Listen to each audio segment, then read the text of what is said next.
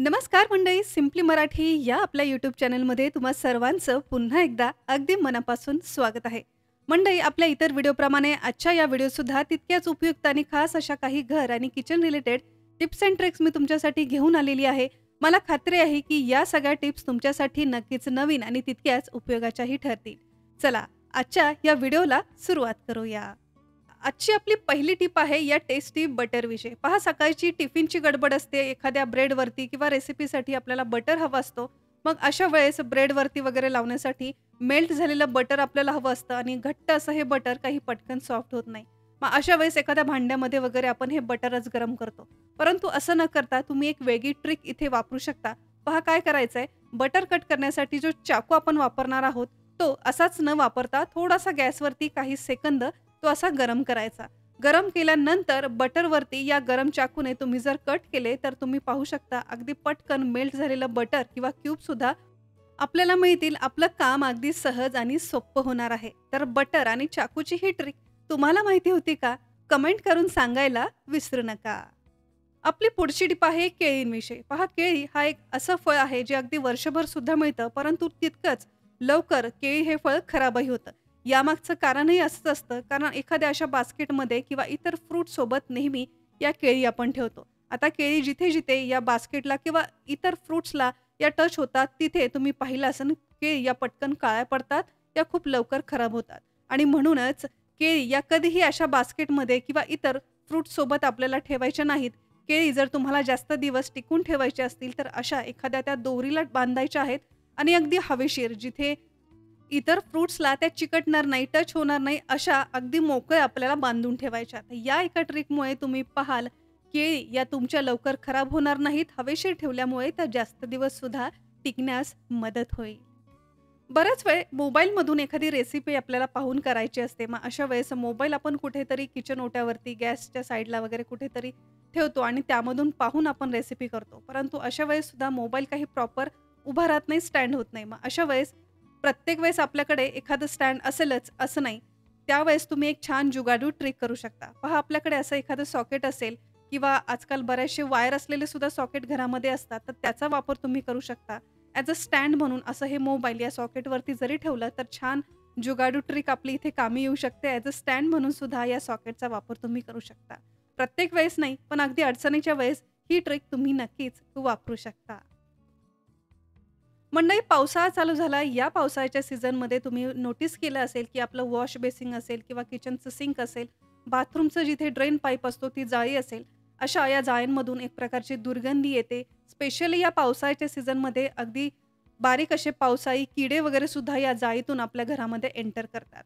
मग असं होऊ नये यासाठी फक्त या गोळ्या आपल्याला आपल्या घरामध्ये वापरायच्या आहेत आणि या आहेत डांबर गोळ्या, म्हणजेच नेप्थलीन बॉल्स. तुम्ही पाहिलं असेल रेस्टॉरंट्स, हॉटेल्समध्ये सुद्धा या नेप्थलीन बॉल्सचा वापर या सिंकमध्ये केला जातो. अगदी त्याचप्रमाणे आपल्याला या डांबर गोळ्या घरामध्ये सुद्धा वापरायच्या आहेत. कारण तुम्हाला माहितीच आहे, डांबर गोळ्यांना स्वतःचा असा एक खूप स्ट्रॉंग असा वास असतो.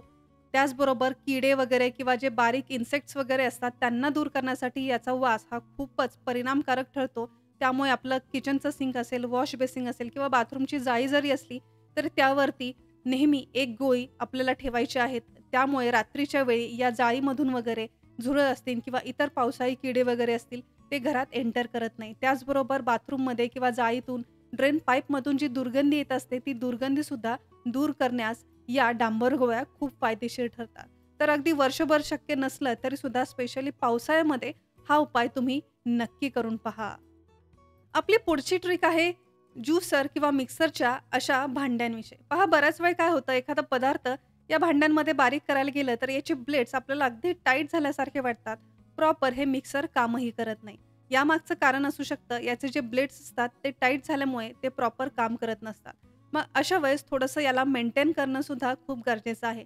त्यामुळे अगदी महिन्यातून एकदा जे कुठलं स्वयंपाकासाठी तेल तुम्ही वापरता, हे तेल या मिक्सरच्या ब्लेडवरती थोडंसं टाकायचं आहे. हाताने किंवा अगदी काही सेकंद हे असं मिक्सरला आपल्याला हे भांडं रिकामच फिरून घ्यायचंय. त्यामुळे काय होतं, या ब्लेडच्या अगदी आतपर्यंत हे तेल पसरलं जातं आणि हे ब्लेड्स अगदी स्मूथ चालू लागतात. ब्लेड अगदी टाईट होण्यामागचं एक कारण असंही असू शकतं की प्रत्येक वेळेस हे भांडं धुतल्यानंतर हे जर असंच ओलसर ठेवलं तर त्यामुळे सुद्धा हे ब्लेड जे आहे ते गंजू लागतं आणि त्यामुळे हे ब्लेड टाईट होतात, खराब होऊ लागतात आणि सतत आपल्याला हे ब्लेड्स बदलावेही लागतात. मग अशा वेळेस एक ट्रिक आपण नेहमी अप्लाय करायची आहे. काय करायचं, भांडं स्वच्छ धुतल्यानंतर एकतर ते लगेच कोरडं करून ठेवायचं किंवा जर आत्ताच तुमचा स्वयंपाक झाला असेल, एखादं भांडं तुमचं गरम असेल, तर या गरम भांड्यावरती हे मिक्सरचं भांडं आपल्याला असं उलटं करून ठेवायचं आहे.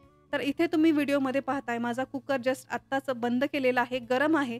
तर या गरम कुकरवरती हे मिक्सरचं भांडं अगदी मिनिटभर आपल्याला असंच ठेवायचं आहे. यामुळे काय होतं, कुकरची जी गरम वाफ आहे ती या मिक्सरच्या भांड्याच्या आतपर्यंत जाते. मिक्सरचे जे काही ब्लेड असतील ते पटकन गरम होऊन कोरडेही होतात आणि अशा या टिपमुळे आपलं मिक्सरचे जे भांडं आहे ते गंजत नाही, त्याचे ब्लेड्स हे प्रॉपर राहण्यास सुद्धा मदत होते. आपली पुढची ट्रिक आहे अशा पंप असलेल्या लोशन किंवा क्रीम किंवा हँडवॉशच्या बॉटलविषयी. पहा, बऱ्याच वेळी काय होतं, यातलं लोशन असेल, क्रीम वगैरे असेल, ते असं पंप करून आपण हातामध्ये घ्यायला जातो.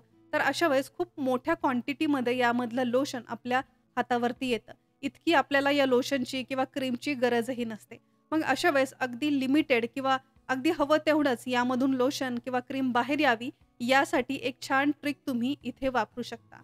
आपल्याला काय करायचं आहे, कपड्यांची जी क्लिप असते ती घ्यायची आहे किंवा 2 ते 3 रबर बँड जरी असले तरी तुम्ही घेऊ शकता आणि जिथे पंप आणि या बॉटलचा मधला गॅप आहे तिथे ही क्लिप आपल्याला लावायची आहे. जशी मी तुम्हाला व्हिडिओमध्ये दाखवते अगदी त्याप्रमाणे क्लिप लावल्यानंतर काय होतं, की हा पंप आपण ज्यावेळेस प्रेस करू अगदी लिमिटेड हा पंप होणार आहे. जास्त क्वांटिटीमध्ये लोशन किंवा क्रीम बाहेर येणार नाही. शक्यतो घरामध्ये जर लहान मुलं असतील तर त्यांना किती क्रीम काढावी हे समजत नाही, किती वेळा हे प्रेस करावं हेही समजत नाही. त्यामुळे लोशन्स, क्रीम या जास्त वेळ वायाच जातात. मग अशा वेळेस क्लिप्स किंवा रबरचा असा वापर तुम्ही या पंपला करू शकता. त्यामुळे लोशन, सनस्क्रीन किंवा हँडवॉश वगैरे सुद्धा लिमिटेड पडतील, जास्त त्या वाया जाणार नाही.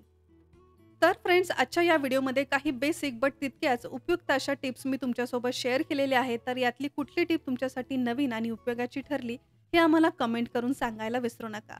आजचा हा व्हिडिओ, माझी ही मेहनत जर तुमच्यापर्यंत पोहोचली असेल, व्हिडिओ थोडा जर उपयोगाचा वाटला असेल तर या व्हिडिओला एक लाईक नक्की करा. आणि अजून जर तुम्ही सिम्पली मराठी या आपल्या यूट्यूब चॅनलला सबस्क्राईब केलं नसेल तर वाट कसली पाहताय, लगेच सबस्क्राईब करा, हे अगदी फ्री आहे. सबस्क्राईब बटन समोर एक नोटिफिकेशन बेल आहे, ते सुद्धा प्रेस करायला विसरू नका.